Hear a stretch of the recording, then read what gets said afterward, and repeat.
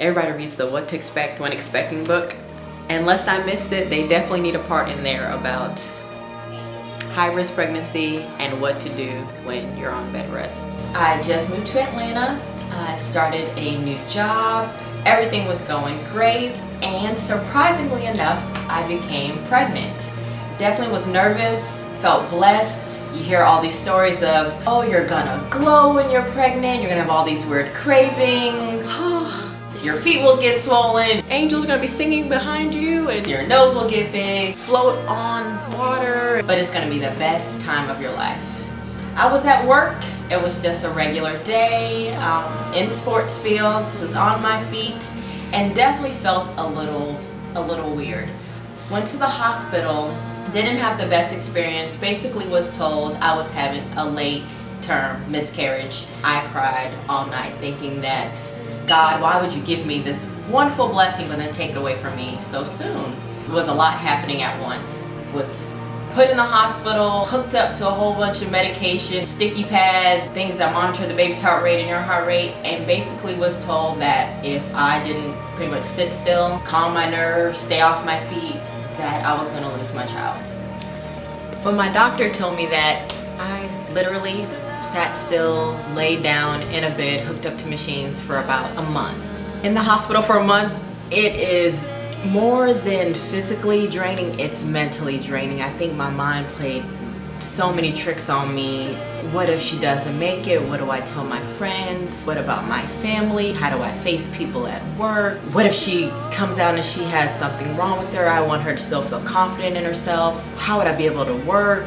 She could be just fine and God could just be putting me through a test. I learned to really appreciate just being still and being in the moment. Also learned to appreciate asking for help and having people there to support you. It was definitely a very humbling experience, but I knew that it was for the best because at the end of the day, I was doing this all for my daughter. So the stay in the hospital worked. They were able to stop the contractions. I had only dilated about a centimeter or two, but I definitely had a long, it was about 4 months ahead of me. Pretty much had to be on bed rest until it was time for me to have my daughter. Even any type of emotion, whether too much laughing, too much crying, anything like that, jump-started contractions for me. I think I definitely went through a little bit of depression. I mean, just being by yourself, not really talking to anyone, not really having that interaction.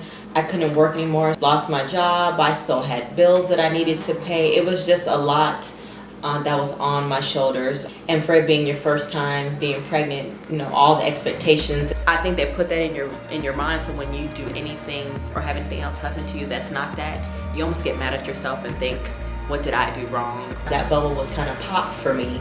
If you didn't sit still, if you didn't go to a doctor every week to have an ultrasound, to have them, you know, check on the baby, that the chances were that you might lose her. So the one thing that I did appreciate during the whole bed rest experience was just the way that some of my line sisters came towards the end of my pregnancy and still were able to give me somewhat of a baby shower. It was definitely an emotional time for me just because, and I'm emotional now. So time.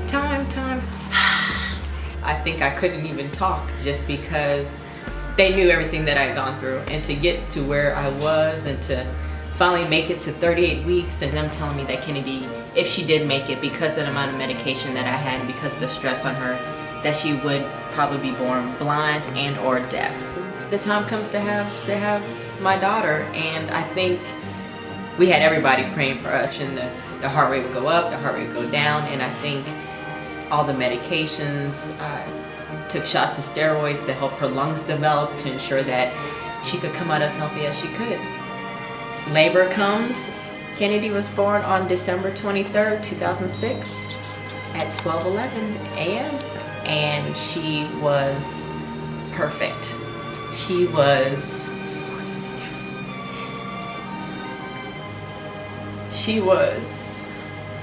perfect. She was crying, had life in her eyes, had healthy lungs, fingers, 10 toes. She was everything that they said she wouldn't be. Everything that I'd gone through was definitely worth it. She was my little girl. She's Kennedy. Looking at her, you would never know how difficult it was for her to make it to where she is today. They tell you that you find that motherly instinct even before you have children, and I think God knows what you can handle. Since my first experience, I've had experience number 2 with Kendall Elise, and that pregnancy was wonderful. She gave me no trouble. Life is good. We are blessed, and that's my story.